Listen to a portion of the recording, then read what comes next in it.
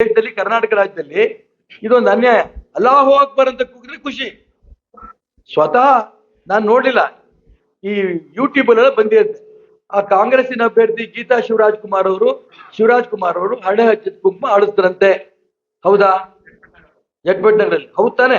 ನನಗೂ ಇದು ಯಾರೋ ಹೇಳಿದ್, ನಂಗೆ ಕೇಳೇ ತುಂಬಾ ದುಃಖ ಆಯ್ತು. ಯಾಕೆ ಅಂತಂದ್ರೆ ಅವರು ಹಿಂದೂ. ಗೀತಾ ಶಿವರಾಜ್ ಕುಮಾರ್ ಅವರು ಮತ್ತು ರಾಘವೇಂದ್ರರ ಬಗ್ಗೆ ಅವ್ರ ತಂದೆ ರಾಜ್ಕುಮಾರ್ ಅವರು ಬರೆದ ಹಾಡದಂತ ಹಾಡು ಕೇಳಿದ್ರೆ ಎಷ್ಟು ಹಿಂದೂ ಧರ್ಮದ ಬಗ್ಗೆ, ಭಕ್ತಿ ಬಗ್ಗೆ ಸಂತೋಷ ಆಗುತ್ತೆ.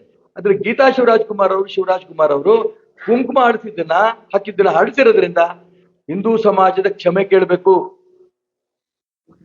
ಅದೇ ರೀತಿ ಅನೇಕ ಸಾಧು ಸಂತರು ಶಿವಮೊಗ್ಗ ಲೋಕಸಭಾ ಕ್ಷೇತ್ರ ನಾನು ಹೋಗಿ ಭೇಟಿ ಮಾಡ್ತಾ ಇದ್ದೀನಿ. ನಾನು ಹಿಂದೂ ಹೋಗಿ ಭೇಟಿ ಮಾಡಿದೆ. ಒಳ್ಳೇದಾಗ್ಲಪ್ಪ ನಿಮ್ಗಂತ ಆಶೀರ್ವಾದ ಮಾಡಿದ್ರು.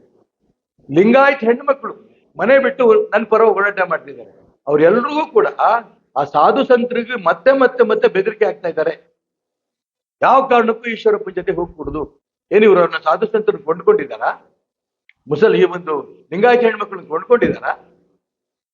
ಈ ರೀತಿ ಬೆದರಿಕೆ ತಂತ್ರಕ್ಕೆ ಅವ್ರು ಯಾರು ಬಗ್ಗಲ್ಲ.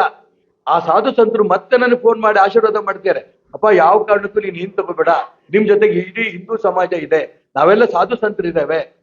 ಖುಷಿ ಆಗುತ್ತೆ. ನನ್ ಚುನಾವಣಾ ಸ್ಪರ್ಧೆ ಮಾಡಿದಂತ ಸಂದರ್ಭದಲ್ಲಿ ಒಂದೊಂದು ಫೋನ್ ಬಂದ್ರು ಖುಷಿ ಆಗುತ್ತೆ. ಆರಂಭದಲ್ಲಿ ಕೆಲವು 4 ಜನ ಫೋನ್ ಮಾಡೋರು, ಅಣ್ಣ ಸ್ವಲ್ಪ ಕಷ್ಟ ಆಗತ್ತೇನೋ, ಅವ್ರ ಎದುರಿಗೆ ಚುನಾವಣೆ ನಿಲ್ತಿದ್ರಿ, ಯೋಚನೆ ಮಾಡಿ ಅಂತ 4 ಫೋನ್ ಬರೋದು. ನಾನು ಆ ಸಂದರ್ಭದಲ್ಲಿ ಹೇಳ್ತಿದ್ದೆ, ಅಪ್ಪ ಒಂದ್ ಸಿದ್ಧಾಂತಿಕ ಹೋರಾಟ ಮಾಡೋಣ, ನೋಡೋಣ ಜಯ ಸಿಗತ್ತೋ ಇಲ್ಲೋ ಅಂತ.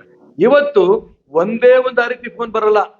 ಸಾಧು ಸಂತರದಿರ್ಬೋದು, ಹೆಣ್ಮಕ್ಳದಿರ್ಬೋದು, ಎಲ್ಲಾ ಪ್ರಮುಖ ಕಾರ್ಯಕರ್ತರು ಯಾರ್ಯಾರು ಫೋನ್ ಮಾಡ್ತಾರೆ, ಎಲ್ಲಾ ಸಮಾಜದವರು ಕೂಡ, ಸಾರ್ ನಾವು ನಿಮ್ ಜೊತೆಗಿದ್ದೇವೆ, ದಯವಿಟ್ಟು ವಾಪಸ್ ತಗೋಬಿಡಿ, ನೀವು 100ಕ್ಕೆ 100 ಗೆಲ್ತೀರಿ.